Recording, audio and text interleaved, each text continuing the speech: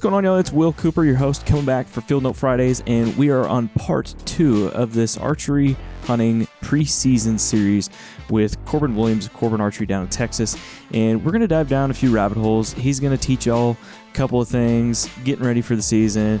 It's almost August, and things are about to be in full effect, full swing, and so you don't want to be caught at last minute with problems with your bow, and you want to make sure you're fully prepped because that's what we owe to the animal. It's due respect, and we want to make sure we're doing all we can to make a clean, ethical kill, and so you can fill your freezer ultimately at the end of the day. But nonetheless, we got Corbin on here to talk about that.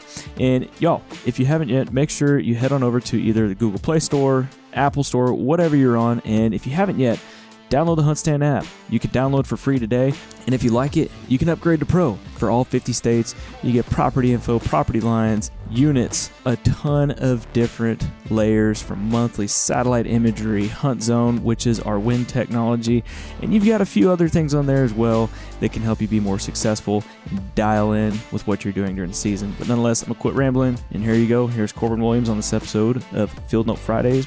So part 2, I know we kind of talked about this beforehand, you mentioned it in the start, is getting reps, getting practice in, but I want to talk about doing more than just flip-flop reps. And what I mean by that is, you've got to go and do more than just going in the backyard and cracking a cold one and shooting at 20 yards for 15 or 20 shots. I want you to expand on that for the listener. Practice with intent to get better. I'm all about having everybody at my house like, hey, let's get the grill going. Let's go out to the barn and let's shoot out and let's shoot distance. Yeah. But if you're, like you're saying, if you're not practicing with intent, it will hurt you. So you want to know all the mechanics of your bow. So when that bull comes in and you have no clue what his yardage is, but your buddy's ranging him for you and he's screaming in your face and you're shooting a 2-pin sight that's on a rover, that is a rover sight, you have to be so in tune with where your pin gaps are and everything else, like on that specific type of sight, when you're practicing, that if that bull comes in and is screaming, and let's say one of my good buddies, Chad Sayer, he says 30 yards and I draw back and I haven't rovered my sight, I want to have practiced enough with that sight to know that where my 20-yard pin hits at 30. Yeah. I want to know where my second pin hit, even though the tape says it's at 49, where I move it on a bull elk shoulder, where it's going to actually hit if he's at 30 and it said 49. Is it better to use my 20-yard pin because I'm using a heavier arrow? And so with the practice, that's what I do. Like I want to know like exactly where all my pins are going to hit at different distances. So I have a life-size elk at my house. Not everybody gets to do that. He set out 121 yards. And so what I'll do is I'll go right up to 20. Yeah. And I'm going to use my 30-yard pin at 20. And then I'm going to use my 30-yard pin at 40, 50, and 60. And so I'm not just sitting there hanging out with the buddies. Like I on those specific sessions, like I want to know where my pin's going to hit. The so many individuals now are using a dual pin setup or a single pin setup because you can get more yardage out of them. Yeah. And I personally, it racks my brain when I know the bull is not at my set pins, at my those 2 vertical pins. Mm-hmm. Like mentally, it screws with me. Like I have to know where everything's out. So like in practice, where I got to is I would start each of my hunts. Like I knew my 20 and 30 were going to be pretty solid, even with the 511 grain arrow. Yeah. But if I'm shooting a 30-inch draw length at 73 pounds, I don't have much difference. But if you're shooting a 28-inch bow at, let's say 65 to 68, your 20 and 30 may be a 4-inch gap. And that's the difference between a heart shot, a lung shot, and hitting underneath the lungs on an elk. Yeah. And so that's why I tell you, if you're going to go with the vertical pin, make sure in those practice sessions, like we said, don't flip-flop it. Go out there and actually know where your gaps are going to hit. So like my bow, I rover mine down where my top pin's set at 30 and my bottom pin actually winds up hitting right over 50. So I'm good from 20 to 60, no doubt. And I'm only going to have to rover if they're at 70. But I know in my mind when I draw back exactly where my pin has to be when he calls out 37.5 yards. Yeah. So I know exactly where to put my pin. So take the practice I also tell people, I have a lot of guys that take and they're aiming at the deer all the time, which you would think would make you better at shooting the deer, but your margin of error is higher. So the bigger the target that you're aiming at, the more pin float you have. So during those practice sessions, take something other than a deer and aim at like a roofing nail and dial into that, and then come back and then mentally not have that nail on that deer and shoot the same group, because your pin float naturally is going to be a little bit bigger on a bigger target. Yeah. So try to keep that nail head quarter size group on that deer at all distances, but go back and then practice on just aiming at the nail head, the roofing nail head on like a regular, like a morel or a block target, put it on there and aim for that. Heck yeah, Get man. that dialed in. Heck yeah. Okay, I like that. And I've kind of done the same thing, like getting those roofing nails, or like we'll get a sticky, like those little sticky dots like you see on like sales at retail stores and stuff. We'll get those and use those as well. Yep. And then I don't know if we're going to this next, but as we're talking about that practice, Aaron Snyder and I are good friends, and we talk about this all the time. We think the same way. Like, we are not about making, in our practice sessions, we're not going to necessarily out of a compound bow tell you to go shoot a fixed blade broadhead to 100 yards and tell you it's going to be as accurate as what your field point is. You've got to be, Snyder probably can, like I've seen him shoot, it's berserk. But like me, if I'm shooting that far, I can probably get like a 2-blade, fixed blade broadhead really accurate out to about 90. And then I have so many errors beyond that, it's not going to be on a nail head group with my field points there. Right.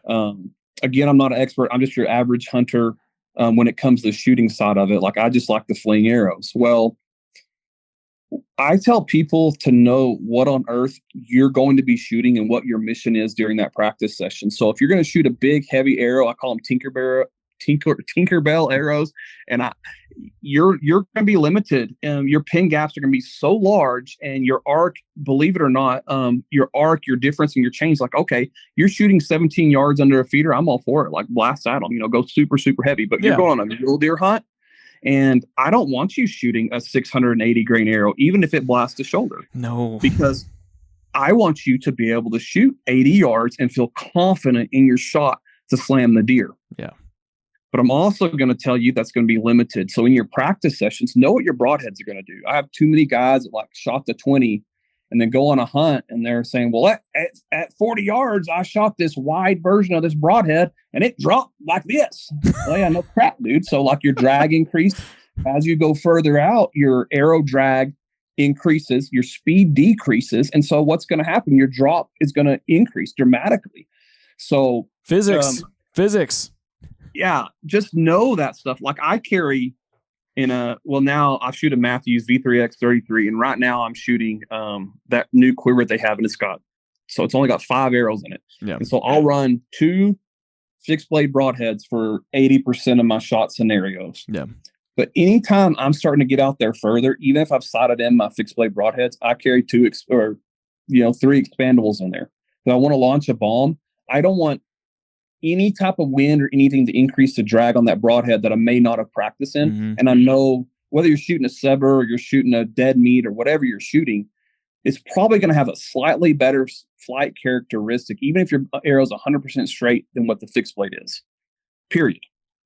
And so I like to take that out. And I tell people, if you're going to shoot that far with your broadhead, just like we said with your other arrows, go ahead and make sure you know that it's tuned well and it's shooting and you have confidence. Because the second you second guess yourself, you miss a bull out, because all you're thinking about is, oh crap, I didn't sight in to 60 yards with this broadhead. That's true. So mind screws you again.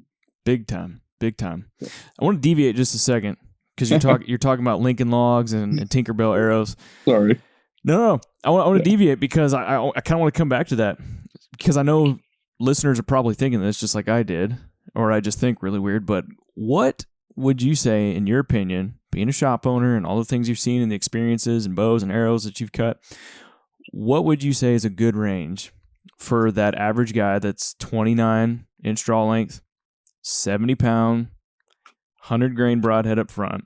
What would you say is an ideal range for arrow weight? for that setup? Depending on the mission. So like, we're in Texas, but we are definitely more of a Western shop. And so I like to see you be able to blast through an elk shoulder. And so we're going to be in that 480 range. That is a money maker here. Now, if I have a guy that comes in here and all that he is going to hunt is whitetail, I'm going to speed his arrow up and tell him you need 24 foot-pounds of kinetic energy to blast through a whitetail. Okay. So I'm going to tell you, okay, let's look, maybe still keep it in that 450 range. I'm not going to necessarily build you a berserkly heavy arrow because it's hard to get to the 480 range. But you should be able to shoot an antelope at long distance with that. You should be able to blast through a mule deer in a whitetail and go shoot an elk. So you have a good all-around arrow at that draw length and poundage. Got it. Okay. I like the 450 to 480. I would say 450 to 480, but I'm like a lot of our arrows this year, which we've done. I mean, I don't know what we've done, 12,000 arrows since January alone of custom builds. And a lot of them are in that 470 to 480 range. And it's just money. Oh, and it's fast. We're not pin gapping, I've seen guys in here with heavy arrows, and they're pin gap from their 20 to the 30, which should not even be a pin gap. Mm-mm. And it's a pin gap. Like you're like, golly, is that your 50? No, that's my 20.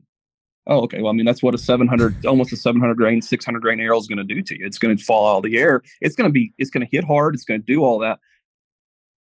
But within what our mission is for most 90% of our customers, they're wanting to shoot all game animals, that 470 to 480-ish range. Yeah. Perfect. Okay. It's coming back to the flip-flop reps, right? Okay. We've kind of covered like what you like to do in your yard. What's your viewpoint on guys or recommending to guys that you need to shoot with your pack on? You need to shoot kneeling down, putting yourself in different scenarios than just standing straight up in the yard. Yes. Yes, 100%. Like, I know that we're going to go into this a little bit, but as you hunt more and you get more of those experiences, you know that so rarely, like standing up and getting the perfect shot is just not going to happen. On my elk hunt last year, I would say 10% of my shots could have been standing up. And then the rest of them, I would have either been kneeling beside a tree because of the angle would have been the better shot and practicing that. So I do that in the backyard. I say backyard, out in the pasture though. I even make my wife like, hey, you're not going to shoot standing up. Like, I know more than likely I'm going to have you get on a knee.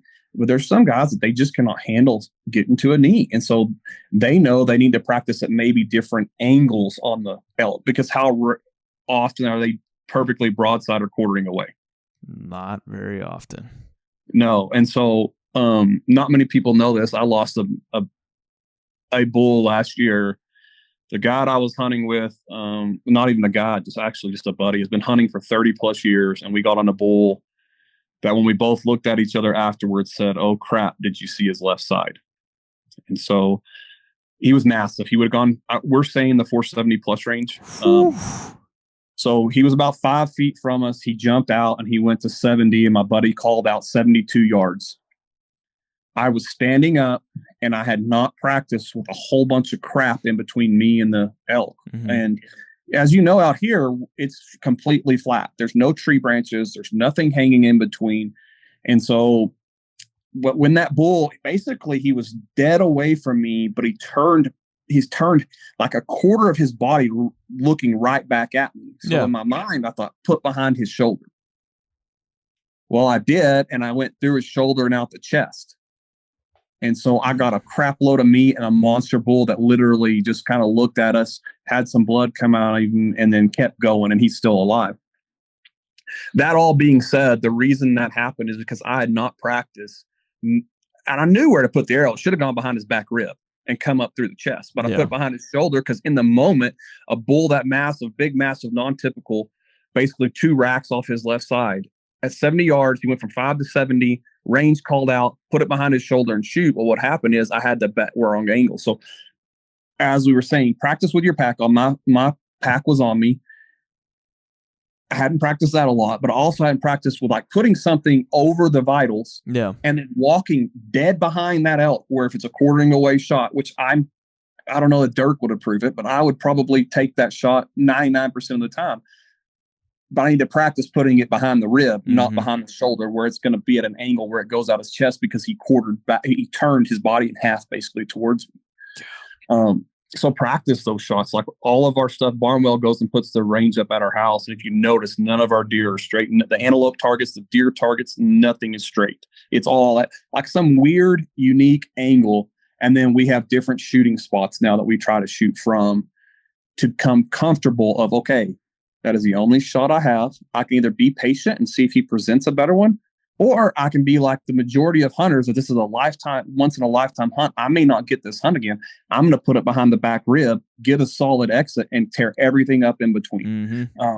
So as you're saying, practicing with your hiking boots on the actual boots you're going to wear. If you're going to wear your out here, it's 110 degrees. I'm usually practicing a short sleeve shirt. Yeah. In reality, I'm going to be wearing a whole lot more layers. And it's even in an elk hunt, even if it's just like 30 degrees in the morning, it's going to be a little bit cooler. I'm wearing a little bit lighter jacket, but I hadn't been using it before. And it slaps my forearm, or the puffier jacket there. And I hadn't practiced that way. Well, now I just got like a 4-inch to the right impact on an elk. So I hit liver instead of actually practicing with that jacket, making sure everything's right. And if you're going to use gloves, practicing with the gloves on. Yep. I don't wear gloves ever, so I don't practice with them, because I will never wear a glove when shooting. If it's 10 degrees, I'll take my daggum glove off. Grab that bow. Might be cold, but just grab it. Just grab the freaking bow and fling it. Man, I like this. This is all really good advice. Just in terms of guys need to hear this when practicing, because I think a lot of guys just get too comfortable with going in the backyard and they just do those 20, 30 reps at 20 yards and they drink a couple cold ones and they call it good. But yeah, this is all good stuff. All right, there you go, everybody. Hopefully we didn't ruffle too many feathers on this episode of HuntStand Podcast, Field Note Fridays, Part 2 with Corbin Williams. Next week, we're going to be getting him on for the final part to this series, Part 3.